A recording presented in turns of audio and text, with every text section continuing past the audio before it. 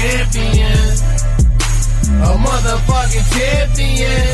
I ain't never fold, ain't never ran, I ain't take a stand. Held my head high, I swear to God, I did the time. Never drove a bitch, I swear to God, I've been fly.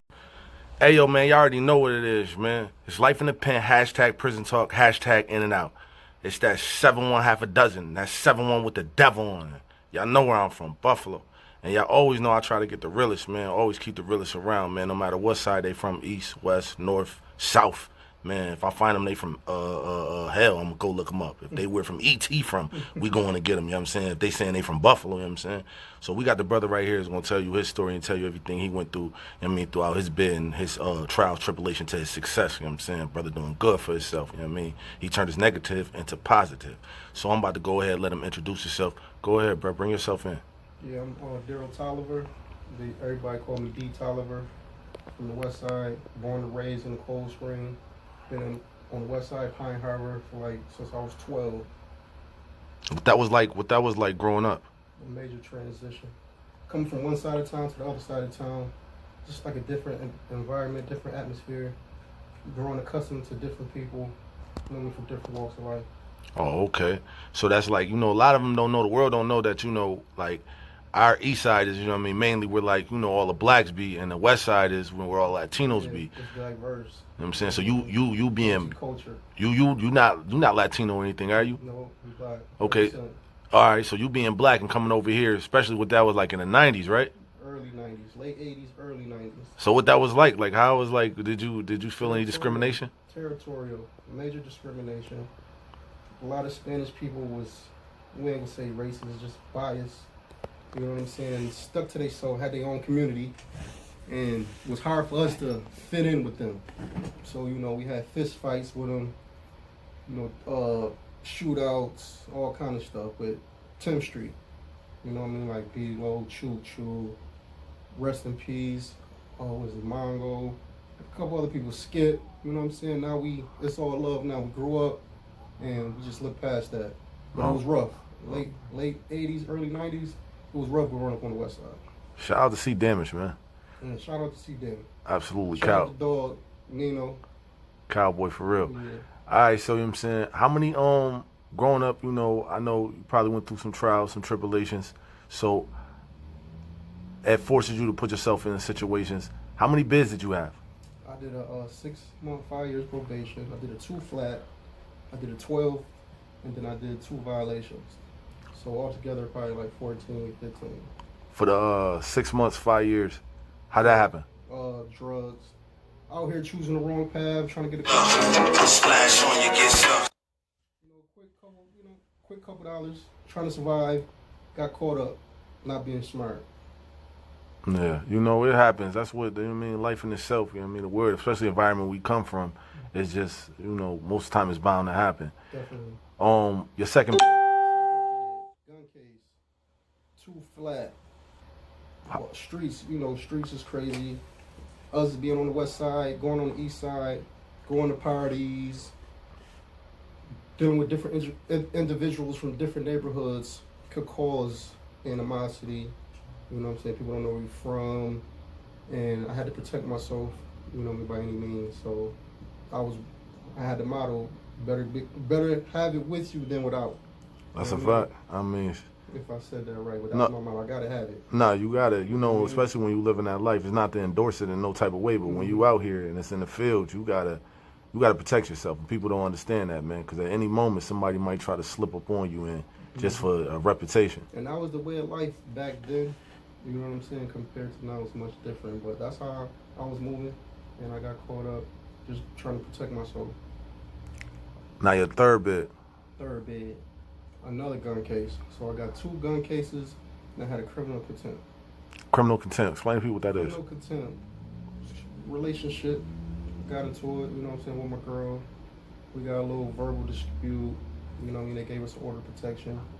And then being at a young age, you don't really understand the importance of that situation back in those days and times, because as us being in a relationship, we think we can make it work.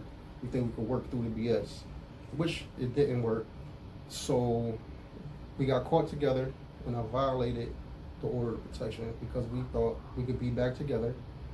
And we was just like, fuck what they talking about. We can make this work. And the law is the law. You know what I mean? So they sat me down with that. I bailed out. And then as me being me, got caught with another gun. Oh, and that's when you got, how much time did you get for that gun? They gave me 80 months. And then they gave me a 3.5 to 7 rank consecutive for contempt. So wait, they gave you, so wait, you did state time and federal time? Yes, I did state time and fed time. I went to trial for the state because I didn't really understand the law and I thought I was in the right. And then I went to trial in the feds. Oh, so you was on both spectrums. So you know what it's like to be in the state, you know what it's like to be in the feds. Definitely. All right, so let me ask you a question. You know, I always like to start off with this. What did it feel like the first time when you went upstate? Like the first time you went upstate when you realized like, yo, I'm going to jail, like real jail. I'm not even on front, man. I was scared, man. Anybody tell you they not scared going to jail up top for the first time is lying, man. It's like it's a different environment. You're around like the wildest of the wild. Like there's some people that ain't never coming home. You know what I'm saying? And then you just gotta be ready for whatever. You know what I'm saying? I was timid. You know what I'm saying? I was definitely timid. But I got through it. What was your first dose of, like, yo, I know, like, you know, seeing the COs and seeing the dude, you know, you like, yeah, I'm in prison. And I understand that. But what was that moment when you was like, oh, these niggas playing for real. They ain't playing. Coming from Chow, man, I think it was breakfast. Coming from Chow, you know, which is the mess hall kitchen, and you just see somebody's face get tore off. Explain it. Like, we say tore off, shot, like somebody get cut on a walkway. I mean, explain the situation that you seen that. Oh, how okay, did it happen? How did it transpire? Okay, so coming out the kitchen, you know what I'm saying, just walking, everybody going to their units. So you see a group of people walking, and then it's like they form the blanket. You know what I'm saying? So it's like obvious, but it's not obvious because of how they do it. And so in one swift motion, so the blanket covered the victim, and then one dude just reached over the victim and cut him. And just seeing blood just splattering and leaking everywhere, and all on the walkway dripping. And that's when I knew like I was in the real. It was just like the streets, man. Being in jail was just like the streets, man. So you had to be ready for whatever. Did you grip up after that? You know, you got to. It was the same. It's the same way, man. You got to be on point because you never know, like who you rub the wrong way. Like certain people take disrespect. Like disrespect is big, is major up top. It's all respecting. Disrespect somebody, just be aware, be on point. Being young and coming upstate, right? Did you join a gang? Yes. Do you feel as though joining a gang it helped you or that it de-evolved you? It helped me and it evolved me. And then so everybody look at a gang as okay, negative, everything negative, but at the end of the day it teach you a valuable lesson. It's discipline, it's rules, it's a certain way you have to move. You know what I'm saying? And then on the flip side of that, I just, just substitute my family, which is out here, my dudes I grew up with the dudes in jail. You know what I'm saying? Like, this is my new family.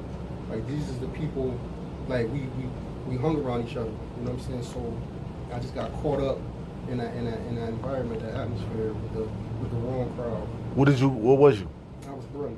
Outlaw 20 Brim. And that's Blood, right? Yeah. So you became Blood that was in the 90s, right? Yep, late 90s. Late 90s? Mm-hmm. How was it? How was it being homie and being up top in the late 90s? Being homie, being up top was crazy, and then it was chaotic. Because at the same time, it was structure, but they were still like I was in the second generation, like it was still forming structure, and then it was just crazy. Second generation. What do you mean? Like every 5 years is like the first 5 is the first generation, the second 5 years is the second generation, and then every 5 years is the third, every 5 years is the fourth. Oh, so you was basically, when homie started, yeah, you was basically around when it. Mm-hmm. Now, dealing with that, right? It was, they say that it was wars left and right. They say that y'all was beefing with Kings. Yeah.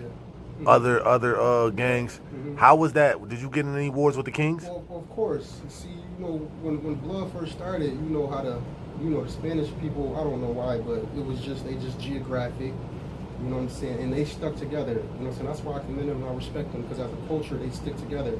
And that's what we need to do as black people. So Blood really stemmed off of, 5%. Nation of Islam, and everybody just, you know, started blood. You know what I'm saying? So we could protect each other. You know what I'm saying? From the bullshit that they was bringing. Was there any situations where you got into it with the king? Multiple Was it one? Was there one where it was like, yo, this is like this do or die situation? You know what I'm saying? It's all or nothing. It's always do or die. In life, in jail, especially when your life is on the line, it's always do or die. I'd rather do somebody before they do me. It's just always like that. For the viewers to understand, they can feel your understanding or the way you bring it across. Explain to them a situation where it was do or die for you, something you know. Okay, so it's do or die is like this. Like, say we was together up top. Yeah. And you got into it with somebody over a basketball game. You know, you got into it with a Spanish dude or a guy from another gang over a basketball game, because, you know, people get into it, whatever. Y'all get into a fist fight. So now it's like, it is what it is. You know, it's on site. You know what I mean? So everybody got to grip up and be on point. Because at the end of the day, it's all about respect. That little simple fist fight that you and that individual had, it'll be a domino effect. You know what I'm saying? Because it's all about who's the toughest. You know what I mean? Who get busy. We ain't playing. You know how it go. Have you ever stab anybody? Yes. Both? Just cut a couple people. How did that, first time you did that, how did it feel? Was you nervous? Pulling the trigger, you know what I mean? It was different. You know, I could get an adrenaline rush. You know what I mean? Like riding a motorcycle, being on a roller coaster. You know was you nervous, scared? Nah, just that adrenaline rush. Like, really, it's just like that adrenaline go through your body. It was just like no feeling. You know what I mean? It just happened. And what led up to that situation that put you in it? Like I said, it was when it's on, it's on. And if you ain't trying to get hit, you got to hit. And that's what that environment was. Has anybody ever tried to cut you? Of course. And how did that go down? I was downtown, 40 Delaware in the Holden Center. Got into a verbal dispute over the gate. You know, we lock in and everybody gate bang, talk shit on the gate. Mm-hmm. You know what I'm saying? So that led up to, you know, Frank stands and all that. See me at rec. Well, I'll see you. We go to rec. You know what I'm saying? I ain't think nothing of it. I thought he punched me in the face. You know what I'm saying? So we got the rumbling. We got busy. And then once they broke up the fight, when all the police came in the gym, you know what I mean? They was like, yo, you know you got cut, right? And I hit my face. And I seen it was a little speck of blood on my face.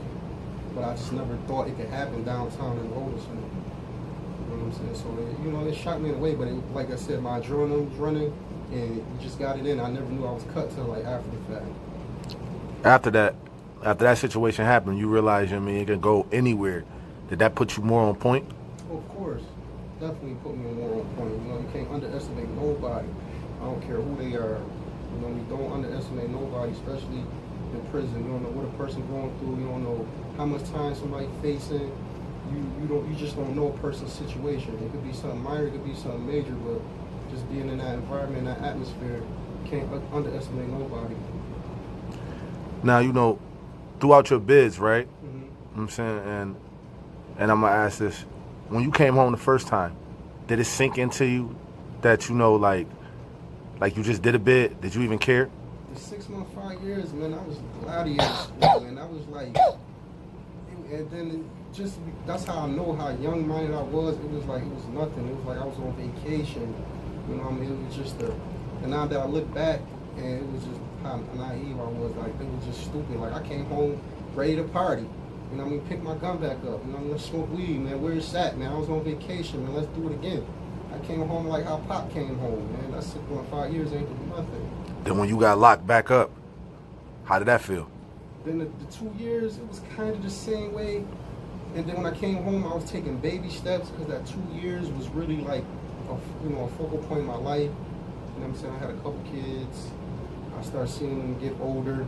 So when I came home on the 2 flat, I pumped my brakes a little bit, but I still had old beef.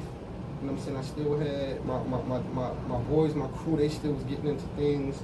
So it was like, if I can't see you, if I can't see him, I'm gonna see you. You know what I mean? And that's the game they were playing back in the day. If I can't get him, if I can't get C Damage, I'm gonna get D. If I can't get D, I'm gonna get Jazz, and vice versa. So I just had to come home and pick it back up. Yeah, and you knowing this and then putting your back against the wall like that, did you say to yourself, like, I know I'm gonna end up going back to prison Like, I know this is gonna happen again? Of course, man. You think that, but at the same time, it's not in the back of your mind. I was just taking life one day at a time. You know what I'm saying? I could have easily ran, left out of town, but my family here, you know what I mean? Everybody I love is here. My team here, you know what I'm saying? I just didn't want to leave, so I just dealt with it as it came. You know, and us having situations like that, people don't understand, you know, living a life that's in ways that some of us, because of the environment we grow up in. So it's not forced on us because, you know, other people, they take different choices, but it's hard not to not be a part of a lifestyle that's all around you. And then, you know, realization only come with time. So what was a focal point in your bed that where you knew, like, the last bed, where it was like, you know, this is starting to, oh, man, I got to do something different, man? No, the last bid, which was the stretch, which was the 3.5 to 7 ran consecutive with the Fed time 80 months. It was like, oh my God, I left when my son was 2, came home when he was 14. It was like, damn, this dude is, he a grown man. It's like all the stuff I miss. It was a reality check that your family holding you down and then not holding you down and then holding you down. It was the relationships you had when you was out that, you know, they be in and out your life. Like, you know, they do them. Like, people go on. Like, life goes on. Nobody's going to hold on. Nobody's going to do a 12-year bid with you. Was your woman around? She was in and out. She was around, but she was in and out. Then my last 5 years, I did by myself. Like, my niggas held me down. My bros held me down. When she... And my mom and my sister. Okay. When she left, how did that feel, though? Oh, man, it was crushing. You know what I'm saying? But I respect it because, like, us as men, like, we not gonna be around for no 2-3 years for no female. We gonna be doing us. So I respect it in a way, but it hurt me. You know what I'm saying? It crushed me because I invested so much time. We done did so much together, and then for her to just slide off, that was just a reality check. You know? And let me ask you this: throughout all the physical that you've been through in prison, did that mental hurt you more than any cut, any stab, anything that could be dealt upon you? Mentally dealing with situations of that nature, realizing people leaving you for dead? Definitely, man. I think the mental is more stronger than the physical because it's 95% mental, 5% physical. So definitely the mental aspect definitely was a bearing on my mind. And it was like, damn, like I'm a better person than this. Like, people doing me like that. You know what I'm saying? It's like you dead breathing. You know what I'm saying? Living dead, walking dead, zombieing. You dead breathing, man. You ain't even going. Like, you don't even exist. You know what I'm saying? But you exist, man. You know, and it hurts, man, because I know what kind of person I am. I have a good heart. But I understand the time, and you being away, it takes a toll because they doing the time as well. Like, females do time, they doing the time too. So it's on both sides. So I don't hold no grudges. I'm not mad at nobody. You know what I'm saying? I commend them. And thanks for all you did, if you watching. You know what I'm saying? I appreciate it, and I still love you. But we'll never be together. That's... You know, you just keeping it funky, keeping it real, because that's a hard... Listen, man, women don't understand this, man. Even though, you know, you ain't put us in a situation, you ain't choose to put us there, that's a hard situation to get over, too. Like, you know, and some of us, if we can't, the best thing for us to do is leave you alone because we going to be trying to get even, man. If we don't feel like we even. Because I hold grudges, man, and that's my downfall. That was one of my downfalls in life. I learned to let go. I learned to let God and I believe in karma handle situations. So, you know, I forgive you. Okay, that's what I'm talking about. Throughout your experience in prison, have you ever went to the box? Of course, I went to the box multiple times. I did 5 months in the box for dirty. I did cussing the police out. I did 6 months in the box. What'd you cuss the police out for? Just, you know how it be, man. Just one of them days, man, where I couldn't go to rec or some shit. You know what I'm saying? And I just said all kind of shit. You know what I'm saying? Just good thing. I just thank God they ain't put hands on me. They just got me out of there. You know, and then I did a year for cutting somebody. A year? I got caught for it. Yeah, I did a year in the box. How you get caught? How that situation happened? Well, basically, you know, when you know, the blanket formed, and then once the dude got hit, it's like a certain walkway in the path. They just shut it down. You know what I'm saying? Because they got more on point. When shit go down, it goes down in this certain vicinity. You know what I'm saying? So now and then we didn't know they had this tactic. Like, when somebody get cut, we just gonna shut this vicinity down to this vicinity down. Just send everybody to the gym. And then the fucked up thing was, the motherfucker got cut toe on me. Damn. You know what I'm saying? Now he was supposed to keep it G, and did he act like he was? Oh, you know how it be, man. You know how it be, man. So I guess he was mad. He couldn't get no kickback. So when they took everybody ID, took him to, we was all in the gym. They got everybody ID. I guess they took him to wherever he was at in the infirmary or whatever. Showed everybody your ID, pointed me out, and 2 other people. Okay.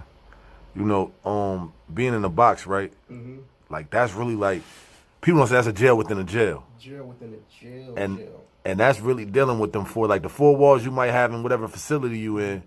You might have those 4 walls, you know what I'm saying? You might be dealing with those 4 walls, and it's like, okay, at least I get a break. I'm about to go out holler, about to be on the phone, about to do that. Right. But now you in the box, they give you the phone. Before it was no phone, none of that. Yeah. And you had to reach a certain level to get the wall jack, you know what I'm saying? So now I'm being in the box, right?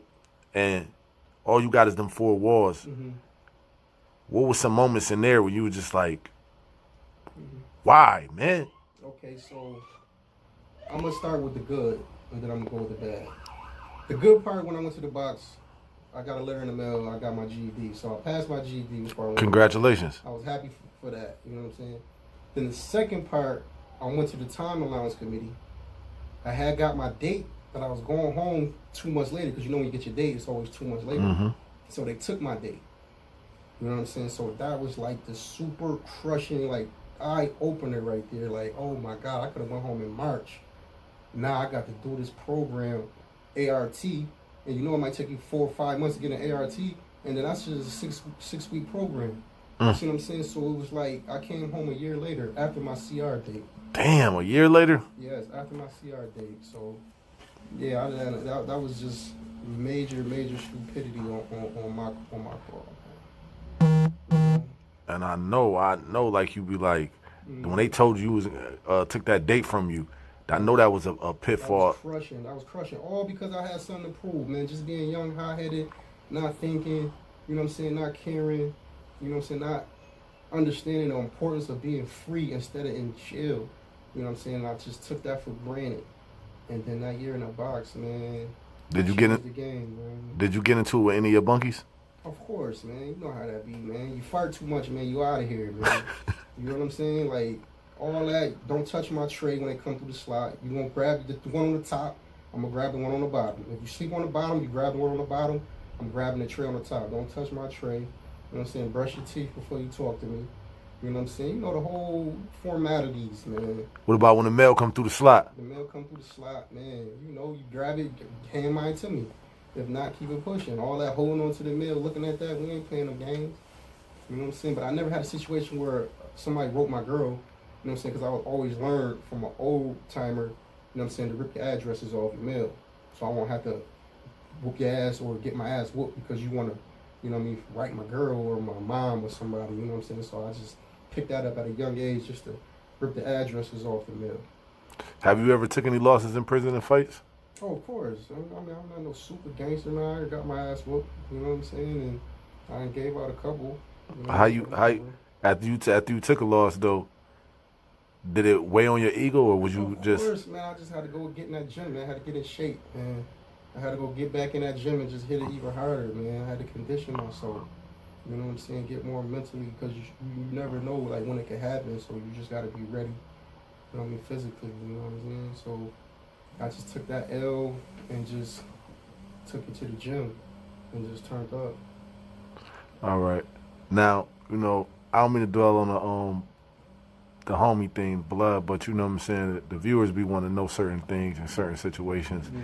And it's like, yo, you being homie, have you ever relied on your homies to handle a situation that you could have handled? Absolutely not. Absolutely not. Because at the end of the day, just because you blood don't mean you a gangster, man. I done seen bloods run when shit get popping. You know what I'm saying? So at the end of the day, you your own man. You know what I'm saying? Be your own man. I was my own man. Like a lot of my drama came from other niggas' drama. You know what I'm saying? When I was in that situation, you know what I'm saying? But like you could never depend on your homie. And then the saying goes, every homie ain't your homie. You know what I'm saying? So just because you were in a gang don't mean you the toughest motherfucker in the world. No, being in the state and being in the feds, you get to meet a lot of different people. From all walks of life. all over the country. What was some of the most memorable people that you could say, like somebody you just... DC, they definitely a different breed. Like, real, and they stick together, man, like Spanish niggas, man, like, and I met some real, like, they got, like, a bad reputation as far as the homosexuality shit, but as far as them as people, man, they go hard for their city, man, they go hard, man, and I respect niggas from DC, you know what I'm saying, Baltimore, you know, New York, we had our car, like, each state had their own car, you know what I'm saying, and... Definition of a car? Like, your state, okay. You know what I'm saying, like New York, and then... It depends on how far you are. It'd be tri-borough. It'd be tri-state. Like it'd probably be Jersey, New York, and Philly. You know what I'm saying? Then it might be if we go further out, then DC. You know what I'm saying? They'll ride with us. You know what I'm saying? Then the South, they had a car from like Carolina down. You know what I'm saying? Then you got the Midwest. Midwest, they get busy too. You know what I'm saying? Shout out to the reals from Chicago and all that. Okay. Now we know about the cuttings. You know what I'm saying? Throughout your bid, have you seen anybody lose their life? Yeah. I seen a couple people got stabbed up. Mostly in the feds, not in the states. They do mostly cutting in the state, but in the feds, you're dealing with a different demon. You're dealing with a different monster because the feds is giving out so much time. It's like people, they don't have nothing to live for. You know what I'm saying? You got so much time on your shoulders. They not cutting you, they stabbing you. And I done seen people get stabbed multiple times. I done seen somebody hang themselves just because he was in this jail 25 years and they was shipping him to Beaumont, Texas. You know what I'm saying? And he just didn't want to go. He was the head orderly. He had it on smash. He had his little hustle going. I think his name was Greg. And they packed him up on a draft. And it was one of them holidays where they pack you up Friday. And it was a holiday on Monday, you leave Tuesday. So that holiday, they found Greg in a fucking mop sink hanging from the pole, man. Damn. So that was touching, man, because Greg was cool, man. He just got comfortable, you know what I'm saying? That's one thing I learned about being in prison. Never get comfortable, man. At all. Never get used to that commissary. Never get used to your jail. Never get used to your bunkie. Because all that shit could be taken away from you. That's a fact. Then they ship you and you leave somebody, especially when you got a good group of dudes you around. It's like you losing your brothers. You like, man. And that's right when they opened up Beaumont, man. They opened up because, they shut it down and they opened back up. And they were just shipping everybody down there. And his name just got on the draft. And he was in the counselor office all weekend trying to get him to terminate that draft. But, once Grand Prairie, Texas put that in, man, that's what it is, man. So Grand Prairie put that in and he couldn't do nothing, so, man, he just took his life, man. Man, that's sad, man. Sorry to hear that. Especially for that man, man. I hate any man to have to just take his life in prison. That's just like, right. That's crazy. But, not a stabbing. What was your thoughts when you seen that? Oh, man, this And real. Can you explain to me, like, the situation? How did it happen? See, well, the stabbing, you really don't know. Like I said, at the end of the day, it's all about respect. Like, you owe that man, pay that man. A lot of situations you really don't know unless it's somebody close to you. So it's 9 times out of 10 is either some gang shit, some gambling, or some disrespect. You know what I'm saying? From your point of view, though, when you seen, not even, we ain't can say, because you, like you said, you don't know what happened, it's either one of those things. But from your point of view, paint the picture, what you was doing, what you was doing, where you was at, and how it unfolded in front of you. Yeah, doing pull-ups in the yard.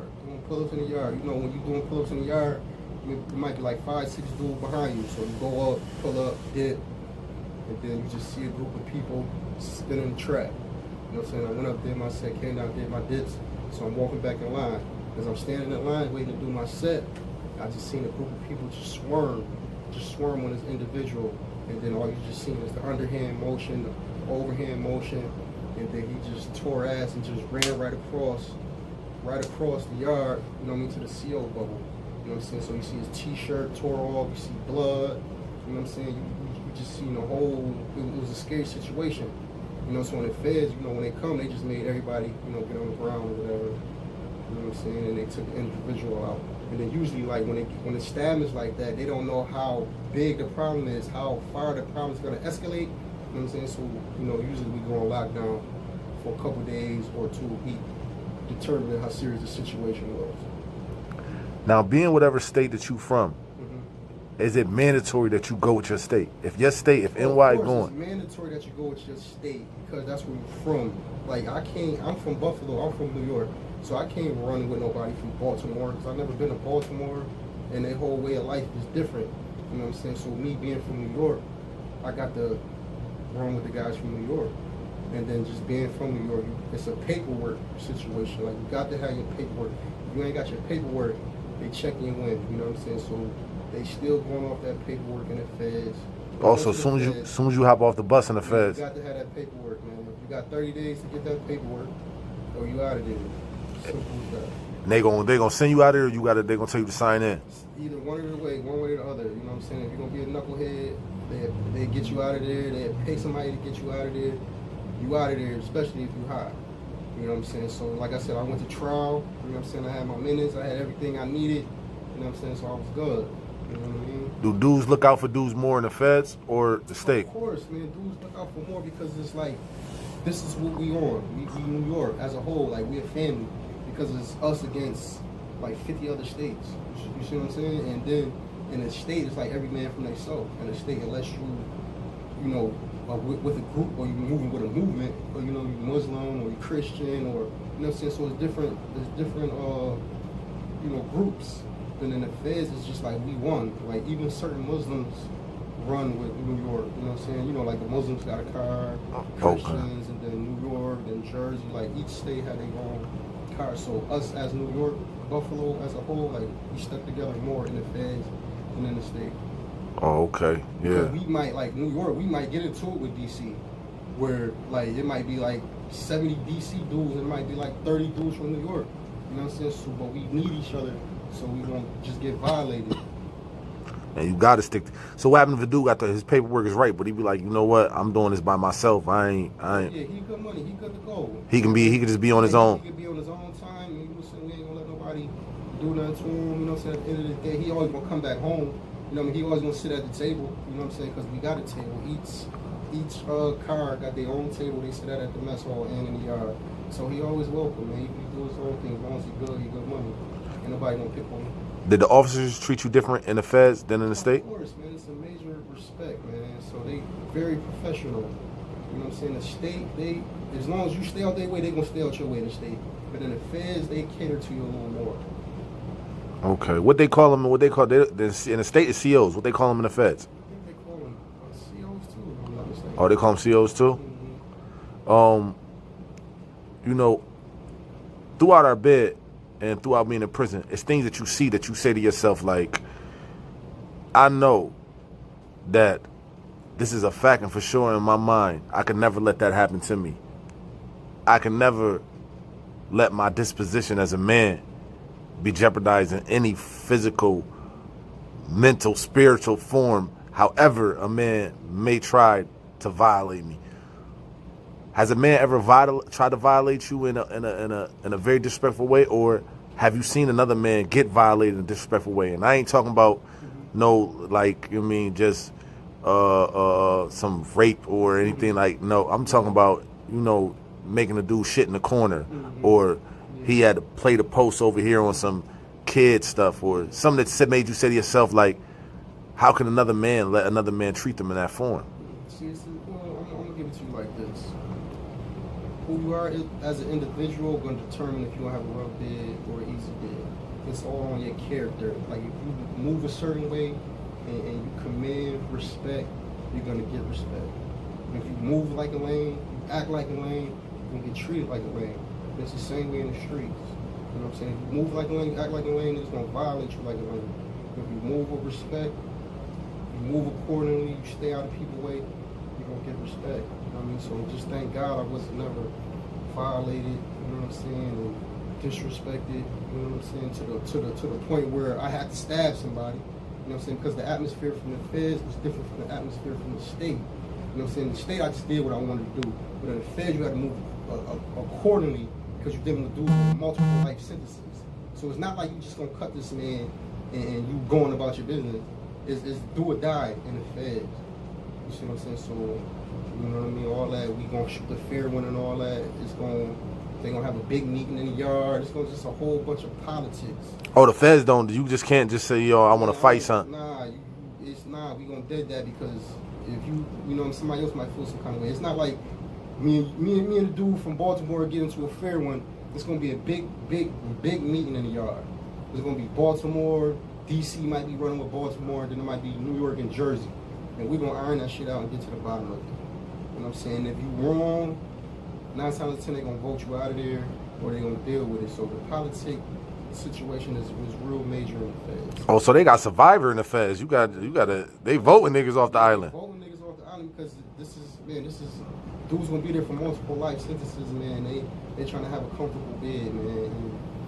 And it's real. It's real in the feds. All right, I understand. Yeah, definitely. I'm pretty sure everybody got a better picture of the differences. You got to move accordingly. You got to move militant. You know. So you always got to be on point then. You always got to be on point. You got to move militant, man. Give respect. You get respect. Okay. And where's what's the furthest they shipped you away in the feds? I was in West Virginia. You know, I was in West Virginia. Then I did most of my time.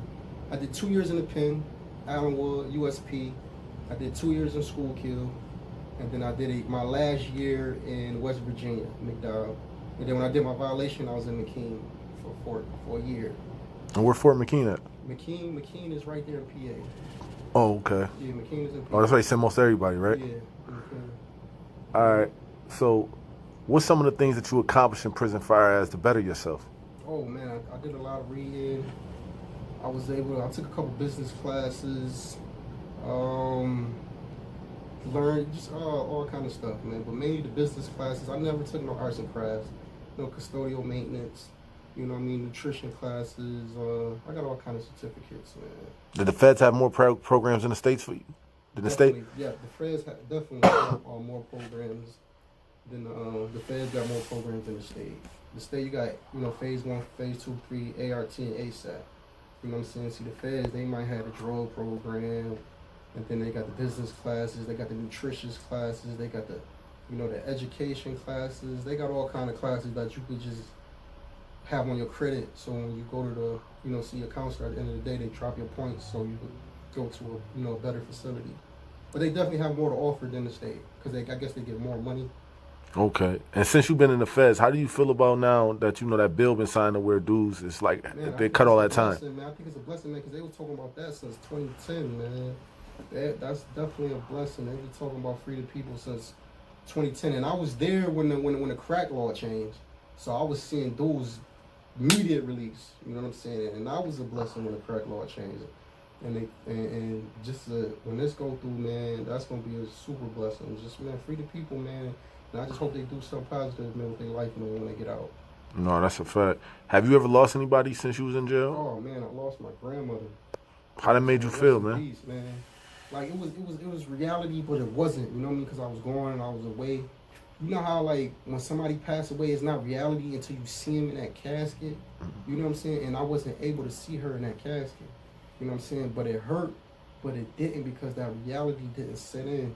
You know what I'm saying? But I still think about it from time to time. Yeah, I lost my grandmother on my mother's side when I was locked up. You know, it's like you in another world. So especially if you don't have contact with that person, mm-hmm. you sort of blank it out and you just go on about your day. Mm-hmm. You know what I'm saying? And that heartache in itself, now that you out and you did finally, when you got out, mm-hmm. got to see for your, did it hit you then? Yeah, it affected me because it was like she not around. You know what I'm saying? She, no family functions. Just a different thing. You pause that for 1 second. All right. Losing grandma, that had to be a very, coming home and hit you, you know what I'm saying? Mm-hmm. So of course it hurt. You know what I mean? We like I said, we be away and we block all those things out. We don't truly get to deal with those. We don't have nobody, to console us or cope with, especially when you in the feds. You far away. I don't know how far you was away when she passed away, but mm-hmm. You know what I mean? It's like, can't nobody just come up there. It's rules and regulations they got to go through. So, you dealing with that on your own. So, you block that stuff out. So you came home, I could see, mm-hmm. Just feeling it. Man, people don't understand loss in general. Like, it's a hard thing to deal with. Mm-hmm. But lose somebody while you in prison, man, it's like you don't realize that piece is gone to you. When you do realize that piece is gone, it ain't no coming back. It ain't no getting no time back, no moments back, no time you could have spent with that person. Mm-hmm. So, you know, it's just definitely devastating. Mm-hmm. So throughout your biz, you know what I'm saying, and all the time you did, what is something that you seen that, or you experienced, or that just stuck with you? Whether it was funny, frivolous, sad, hopeless. What was something that was just like, even now to yourself, I can't believe that? I just could sum it all in one, man. It was just the whole bid, man, the whole process, man. You know what I mean? Everything. It was frivolous. It was stupid. You know what I'm saying? I can't just pick just one. You know what I'm saying? There wasn't just no point in time, because now that I look back at it, like the whole bid was, it was crushing. Like I missed out on a lot. You know what I mean? I lost family members. And then as far as me being in there, just the certain situations I seen with individuals and, you know, the stupidity, the nonsense. And I went from calling dudes to being called You know what I'm saying? It's like, damn, I'm a Get old. You know what I'm saying? OG. Like, I got to get the fuck out of prison, man. Like, I used to call dudes man. Now they in there calling me man. So, you know, it's reality. Like, man, this shit is getting old, man. It's getting tiring, man. And I'm getting too old for this shit, and I gotta do something. You know what I mean? You know, that's just input. You know what I knew I said I was getting old was when I caught this, when I caught my second bid. Yeah. I'm in the county. Mm-hmm. And I never forget this young kid and on a pod with me. His name Batman. Mm-hmm. And they was having like a Throwback Thursday or some shit. They was playing on a you know, they give you the little radios and stuff. Yeah. And girl, you look good, won't you back that thing up? You a big fine woman, won't you? Mm-hmm. Like they was playing that. Yeah. And yo, the man came out of nowhere and was like, yo, I know all the grandmas getting crazy at the barbecue right now. Nah. Yo, when the man said all the grandmas getting was that, our era, man. I said to myself, I said, yo, Mm-mm-mm. and then I asked him, I said, yo, you know, have you ever listened to Diplomat Immunity? 1 or 2? He asked me, he said, what is that? Man, that's 18 years ago, man. Man, he hurt my heart. You don't know better. He hurt my heart. You're I said, ancient, man. man, he made me feel like I was, I said, man, come on, man. That's crazy, man. So I know what it feel like when Time flies, right. they calling you on. You was calling them on, now they calling you on. They calling me man. Diplomat Immunity, that's old too, man. That's 18 years ago. It ain't, Classic. man, a classic, right? Yeah, but time fly though, man. You know what I mean? So that was like a reality check to me, man. I was one of like, yo, stop calling me man. Like, you know what I'm saying? But we laugh and joke about it, but that's what just the reality of the situation, man. We did it. Now it's getting done to us, man. Okay, all right. Well, you know, you gave your prison experience. Since you came home and been on the up and up and doing everything right, what's been your trials and tribulations with that? Oh, the trials and tribulations, you know, I caught a couple violations. You know, being in the halfway house, coming home, me being gone so long, I wanted to get a taste of reality. I want to get a taste of life, man. So we had, you know, a certain staff would let us leave for a couple hours, and they ended up flipping on each other and blowing us in over some money. You know, they let us, we pay them $50 and we leave for a couple hours. So they a couple guys are still out, you know what I mean? Like, I ain't gonna name no names, but a couple guys that's watching this, if y'all know the situation when we all 5 went back. We all had to sit it down because we was paying staff $50. It was all over $40 because he didn't want to get a girl $40. You know what I'm saying? For us to leave for the night, and she went up front, and then they shipped us back. Wait a minute, all you had to do was give her $40? No, all the dude that was orchestrating everything had to do was give her $40. But he was mad because she started doing it behind his back. So he was hearing about all the money she was making, and he was cussing her out while we was out. So now he didn't want to pay her because he telling her, well, all the money you was making when I wasn't here, and I ain't giving you shit. Come on. You know what I'm saying? So that blew us in that night. And then we all had to go back. She should have just came to y'all and said, listen, man, I don't get this $40. Y'all know me. Man, right, man. Y'all have gave it up easily. Of course, without a problem, but it was so heated, and it was so like we didn't even know nothing about it. We left out Saturday. We didn't even know nothing about it until Monday because we was gone.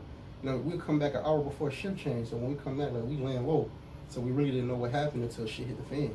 Like, excuse me, you go sign out for Monday. Like, nah, sir, you're not going nowhere. Like, they didn't view the cameras and everything. You know what I'm saying? So it wasn't like we could manipulate. You know what I mean? It was already done. How did that make you feel? Like you like super stupid, man. Cause I was home like a month and a half, man. I ain't even, I ain't had no job interview or nothing. You know what I'm saying? It was just like how you be so stupid, man? You know, like everybody looking at me like, look at this dumb nigga. Like he ain't changed not one bit, man. You come home a month and a half and go right back, man. And you know that's what they would listen. I don't care what people say or what they try to say, but they looking for a reason to say to you, to say, I knew you was going back. Yeah, I knew you was going back. They looking for it, man. They knew. I just told my nephew that. I said, man, don't do what they expect you to do, man. Right. Do it, because they gonna say that. As much as they try to say, yo, oh yeah, happy you homeless and third, soon as you get locked up, they gonna say, man, knew you was going back. Right. And then how that feel when it's like, yo, you know you had the ones that was just like, man, it's like it's nothing you really could do but, man, just try to be better, man, when you come home. You know what I'm saying? Try to be better. That's the only thing you can do is take it one step at a time and just hope for something better. so after that, you came home after that. I came home after that, you know what I mean? I just had to do the rest of my halfway house time in the county. So now I came home, got a job. I was working at Home Depot for a year on Elmwood. You know what I'm saying? I was able to get my hands dirty. You know what I'm saying? I enjoyed that job, but me and my PO didn't get along. You know what I'm saying? He wanted me to work more hours. They wasn't giving me more hours. You know what I'm saying? So I had two cars. You know what I'm saying? One car, I let him know, my work car I was driving. The other car I didn't. You know what I'm saying? So once he found out about the other car, he just violated me because he couldn't catch me slipping through that. I was home almost 2 years. You know what I'm saying? So he couldn't catch me slipping. And I think something about the system is like they got to make their certain quarter about who they sending back. I don't know. Maybe I could be over exaggerating, but I was on that list. You know what I'm saying? So they just maxed me out on. They call that perjury. Is when you make a statement and you saying, like I said, I had one vehicle and I had two. You know what I'm saying? So that's like perjury. So They sent you back for that? Yeah. So they gave me a Class A violation, man. I was facing, my category was 21 to 24 months. You know what I'm saying? Judge Arcaro sentenced me under the guidelines because I told him I worked at Home Depot. I stayed out of trouble. I ain't give him no dirties. You know what I'm saying? Because I don't drink and I don't smoke no more. So he just gave me 18 months. And I ended up doing 14 months with good times in the halfway house. And then I've been home ever since. How long that's been? How long you been home for? I've been almost 2 years now. Oh, that's good. That's good. Definitely. Congratulations. People don't understand, man. Making it past 6 months is an accomplishment. So you do a year or two. Right. That's definitely beautiful because there's so many temptations. I'm still walking on eggshells, man. Man, I definitely understand. So what you got going on right now? Well, God was able to bless me, man, with a good team around me, man. So when I came home, my day ones was, selling cars, man. So I got in the car business, you know what I'm saying? Right now, we at the dealership, you know what I'm saying? And where the dealership is at? 273 Niagara Street, downtown Buffalo. You go on my Facebook page, Daryl Tolliver. Been selling cars since I've been home. And then we branched off. We got the thrift shop, 241 Niagara Street. You know what I'm saying? We got the thrifty shop. Y'all see it on my Facebook page. And then we also came out with a brand for the town. You know what I'm saying? Oh, yeah, let's see that. You know what I mean? I have the Buffalo Hustle. Okay. You know what I'm saying? We're different in our, we are own breed. You know what I'm saying? We are own breed, and just being around people from all walks of life. You know what I'm saying? So I'm just trying to do something on the positive. Y'all see that right there, man? I have a Buffalo Hustle. That's a fact. And it's not negative, man, because you can get up, you go to work every morning. That's a hustle. You get up, you go to school. Man. That's a hustle. Anything you do, grinding, getting you a couple dollars, man, it's a hustle. You could collect cans, man. Right, that's a hustle. Man, listen, E-Trade. Right. Man, they say, man, it's all a hustle, man. They doing it on Wall Street all day, and they consider that a hustle. So, you know what I mean? Everything a hustle. Now, as far as the car like go, you ain't got the Matilda cars, you know what I'm saying? You ain't got them Jan. Nah. We got good cars, man. You get the 30-day warranty. Each car I sell is inspected. You know what I'm saying? We ain't gonna sell no lemons. I done got transmissions done. I done lived up to my warranties. Had no complaints. You know what I'm saying? And business is good. You gonna take your losses, but you also gonna have your gains at the end of the day. And knowing you making this money that's legit, and you building this business, this brand, this franchise, something that you can leave for your kids, something that's going I mean, may transcend throughout time because they can add on to it and build onto it. And, you know, 20 or 30 years, your name would be like a Rockefeller or Walmart or whatever for however it's going to happen. You know what I'm saying? Nobody ever knows. How does it feel? Because I know it had to be times that you were in prison throughout your bed that you used to dream about owning businesses and doing the right thing. So how does it feel to make that fruitation come to life? Man, it feel good, man. But at the end of the day, it's not reality yet because each day I get up, I continue to push. You know what I'm saying? Each day I get up in the morning, I live it like it's my last. You know what I'm saying? So it's just an ongoing task, man. It's a blessing. It's keeping me out of trouble. It's keeping me out the way. But each day I get up, man, I just live it like my last. Man, we always coming up with different ideas. We always picking each other's brains. You know what I'm saying? And if y'all know me, y'all know my team, man. We solid. You know what I'm saying? We've been around since day one. You know what I'm saying? And we just come together, man. Meeting at the round table, man. You know, and then we just putting it together, man. The Arabs is doing it. Why can't we do it, man? The Arabs buying up everything. When they go to them auctions, they like 20, 30 deep, man. They buying up everything, man. Houses and cars, man. They sticking together. And why can't we stick together as a people? You know what I'm saying? That's wrong with us, man. We need to come together and we need to build on something, man. So right now, man, we got the ground and we trying to ground up this thing, man. So man, it's like a process and a process. And you know what I mean? Me talking to this brother, getting to know this brother, man, this ain't just because it's February, you know what I'm saying? Even though we celebrate that, like every day our B-Day, that's what February is for, but it ain't because it's February. In general, the man is right. I mean, definitely come together. It's no matter what you doing or what you got going on, if, you know what I mean, people-wise, if we was to invest more within each other, we would flourish more, you know what I'm saying? So I definitely appreciate this brother for coming on. I definitely appreciate this brother for bringing y'all his stories.